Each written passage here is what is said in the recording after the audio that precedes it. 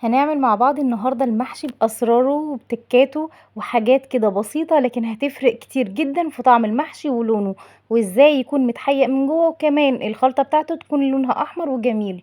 عايزة اقولك هتبطلي تجيبيه من بره لو بتجيبيه من بره، وانا عارفة ان الناس كتير شاطرة فيه، لكن هقولك تكات حلوة قوي هتعجبك، مش هتبطلي تعمليه بالحاجات اللي هقولك عليها دي. اول حاجة معايا كيلو من الرز، انا غسلته ونقعته كويس قوي، وكمان نشفته كويس قوي، صفيته من المية ونشفته. معايا كمان 3 بصلات كبار، والمحشي بيحب البصل، هقطعهم صغير زي ما انتم شايفين كده. واهم حاجة بقى في خلطة المحشي ديت، خصوصا للفلفل والبتنجان، الجزر المبشور. ايوه زي ما بقولك كده، الجزر المبشور بجد تحفة، بيفرق جدا في طعم المحشي وشكله ولونه من جوه. انا حطيت للكيلو رز جزرتين مبشورين زي ما انت شايفة كده، وكمان هزود عليهم حزمتين كبار كده من الخضرة. المحشي بيحب الخضرة، خضرة بقى تكون مشكلة شبت وبقدونس وكزبرة. هقلب بقى كل الخليط ده، انا ما حطيتش اي بهارات ولا اي حاجة لسه، لكن هدعك كل الخليط ده كده مع بعضه. هجيب بقى الطماطم بتاعتنا هعصرها في الخلاط او هضربها في الخلاط عادي خالص.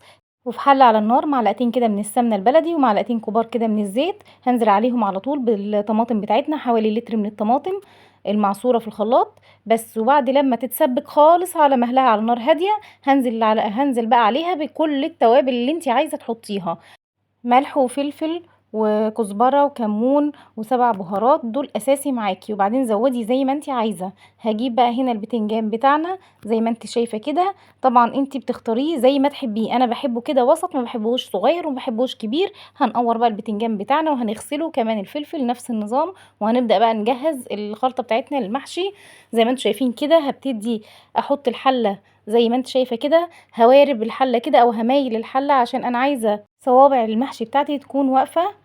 هبتدي بقى احشي المحشي بتاعي كده، البتنجان والفلفل، بس اهم حاجة ما تمليش رز للاخر، يكون 3/4 البتنجانة كده من جوه.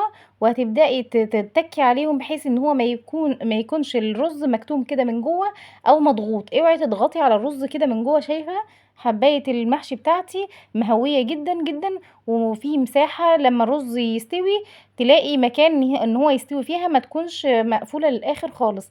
وكمان الفلفل هعمل معاه نفس النظام، لكن الفلفل بياخد شوية زيادة من الرز غير البتنجان. هكمل بقى كل الكمية بتاعتي بنفس الشكل ده، ونرجع نشوف في الاخر الحله شكلها عامل ازاي. شايفين ما شاء الله شكله مرصوص كده وشكله جميل ويفتح النفس من قبل ما يستوي. دلوقتي معايا بقى شوربه كده زي ما انتم شايفين، تكون بقى شوربه لحمه او شوربه بط او شوربه فراخ، ايا كان مش هتفرق، اهم حاجه ان انت تظبطيها بالملح بتاعك. ومثلا لو عندك واحده من مرق الدجاج مفيش مشكله، هتطعم الشوربه جدا.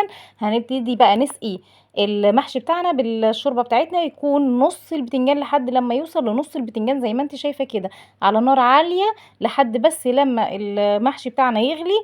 بس هيغلي 3 دقايق، هبتدي اهدي عليه النار واسيبه بقى حوالي 35 دقيقه، او حوالي 30 من 30 ل 35 دقيقه كده. شايفين بقى شكل المحشي عامل ازاي، شرب ميته او الشوربه بتاعته وشكله طالع يجنن. عايزه اقول لك بقى خطير خطير، جربيه بقى بالطريقه دي، وصدقيني الجزر بيفرق فيه جدا. هتدعيلي بعد الطريقه دي، هيعجبك قوي قوي وهيعجب البيت كله، حتى اللي مش بياكل بتنجان هياكله ان شاء الله وهيعجبه جدا.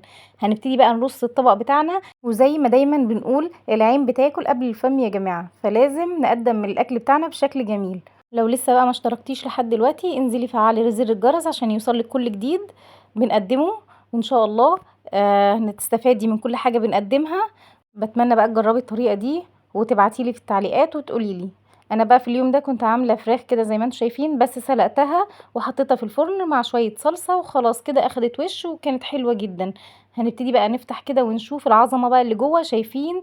لا ده كلام كبير جدا. شايفين ما شاء الله ما شاء الله، زي ما قلت لكم في البدايه قد ايه طالع الرز احمر ومفلفل من جوه علشان حشيناه تحشي مظبوط، ما كتبناش الرز جوه البتنجان. شايفين طالع في منتهى الجمال ازاي، مش معجن ومفيش فيه اي حاجه بايظه كده زي ما انتم شايفين، وكل حاجه طالعه واحده بواحده، والرز من جوه احمر وجميل جدا. هستنى رايكم بقى في التعليقات.